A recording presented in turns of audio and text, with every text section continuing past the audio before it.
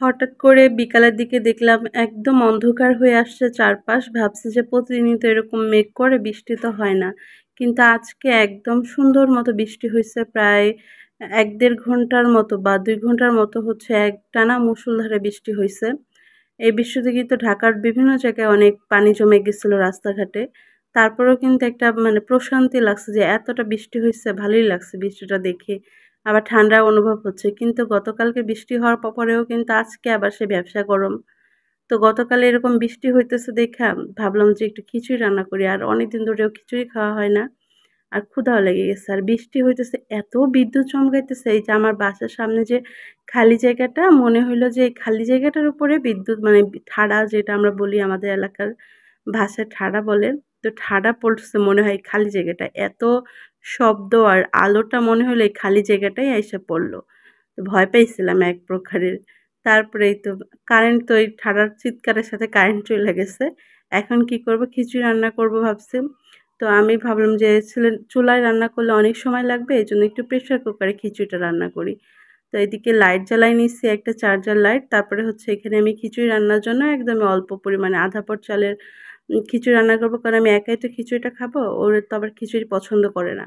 তো এখানে চাল ডাল ধুয়ে পরিষ্কার করে নিয়েছি। কুকারের মধ্যে আবার পেঁয়াজ, কাঁচামরিচ, রসুন কুচি দিয়ে তেলের মধ্যে ভেজে নিয়েছি। এই যে মসলাটাকে একটু কষায় নিয়ে এর মধ্যে চালটা একটু ভেজে নিব। তারপরে পরিমাণ মতো পানি দিয়ে ২-৩ টা সিটি দিলেই হচ্ছে খিচুড়ি রেডি।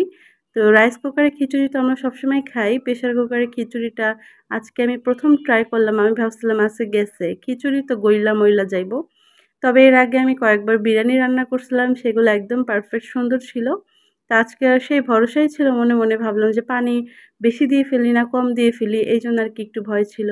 আসলে পানির মেজারমেন্টটা তো অনেকদিন ধরে রান্না করি না প্রেশার কুকারে, এইজন্য ভুলেই গেছিলাম। তো এখানে চালটাকে কয়েকবার ভালো করে মানে কয়েক মিনিট ভেজে নিয়ে এর মধ্যে এখন আমি হচ্ছে পানি এড করব। যেহেতু এখানে আধা পট চাল ছিল, তো সেই অনুযায়ী আমি এখানে ১ পটের একটু বেশি পানি দিয়ে দিয়েছি। ১ পট বলতে এখানে এই যে পানি খাই যে মগ, এই মগের ১ মগ আর অল্প একটু পানি দিছি। এখন ঢাকনা দিয়ে ঢেকে একদম হাই হিটে রান্না করব। তো হাই হিটে ৩ থেকে ৪ টা সিটি দিলেই হচ্ছে আমার খিচুড়ি রেডি হয়ে যাবে। আমি তো ৪ টা সিটি দিয়েছিলাম। আমি ভাবছি মানে ৩ টা সিটি দেওয়ার পরেও আমি আরেকটা সিটি দিছি। আমি ভাবছি আচ্ছা মানে ভর্তাই করে ফেললাম মনে হয়। আরেকটু আগে সিটিটা বন্ধ করলে ভালো হইতো চুলাটা। তো ৪ টা সিটি দেওয়ারও প্রায় ২০ মিনিট পরে আমি ঢাকনাটা খুললাম। এই যে দেখুন খিচুড়িটা কত সুন্দর হইছে, একদম ঝরঝরে একটা খিচুড়ি, একদম নিচেও কিন্তু একটু পুড়ে নাই। আবার চালগুলো কত সুন্দর ঝরঝরে ছিল, আবার একদম নরমও হয়ে গেছিল খিচুড়িটা। আর খেতে কিন্তু একদম অসাধারণ ছিল। অল্প মানে কোনো মানে আয়োজন ছাড়াই খিচুড়ি, কোনো ভর্তা নাই, কিছু নেই। জাস্ট একটা ডিম পোচ করে নিয়েছি, সাথে পেঁয়াজ কুচি করে নিয়েছি। লেবু ছিল, লেবুটাও কাটিনি। এদিকে আমার ক্ষুধা লাগছে প্রচুর পরিমাণে। তাই তাড়াহুড়া করে আমি এই পেঁয়াজ আর ডিম পোচ দিয়ে হচ্ছে খিচুড়িটা খেয়ে নিলাম। আর এখানে হচ্ছে আমার সাহেবের জন্য আমি আবার হচ্ছে ডিম ভুনা করব। তো আজকে আসলে মাছ-টাছ রান্না করতে ভাল লাগতেছিল না। তাই ভাবলাম তাড়াহুড়া করে ডিম পোস্ত না সরি ডিম ভুনাটাই করে ফেলি। তো এখানে ডিম সিদ্ধ করে নিয়েছিলাম। তো এগুলাকে আবার মাঝখান থেকে ফালি করে নিয়েছি।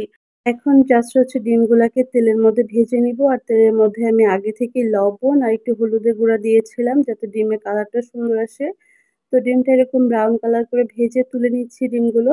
ডিমগুলো তুলে নেওয়ার পরে এর মধ্যে আমি পেঁয়াজ কুচি, কাঁচামরিচ দিয়ে দিলাম আর একটা আলু দিয়েছিলাম ছোট, ছোট করে একদম কুচি করে কেটে। তো আলুটা দিয়েই হচ্ছে ডিম ভুনাটা করব।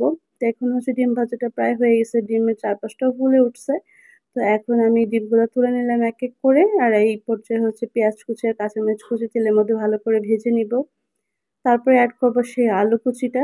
আলু কুচিটা দিয়ে আস্তে একদম দমে মানে রান্নাটা করে ফেলবো। আলুর পানি দিব না। যেহেতু আলুতে পানি দিব না আলু ভাজিতে, সেজন্য একদমই জালটা কমায় দিয়ে রেখে দেব ঢাকনা দিয়ে ঢেকে। তাতে কিন্তু আলুটা সিদ্ধ হয়ে যাবে, আবার খেতেও দারুণ মজা হবে।